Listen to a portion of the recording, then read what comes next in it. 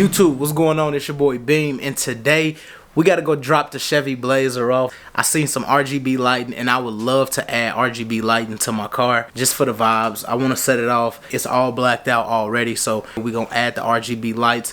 The installment guy Best Buy actually decided to do it $200 or $300 cheaper than another guy that told me. So I'm gonna show you, the RGBs when we get there. Y'all know what time, man. Focus up, hashtag TBT. Let's go see what this Blazer looking like. Yeah, all of that. So we back at Best Buy. We here with my man. Tell him your name. My name is Jeremy, man. The installer over here at the Highland Best Buy. We got RGB lights installed. I called yesterday. He said he was able to help me with everything I had going on. And let's see what it looked like. Sheesh. Wow. Wow. Wow. Wow. Yeah, this is beautiful, bro. I'm loving this. I'm loving this. Oh yeah, she got all sorts of settings, all sorts of features. You can change the brightness on them. Wow. The best part is you don't see any of the wires, man. Yeah.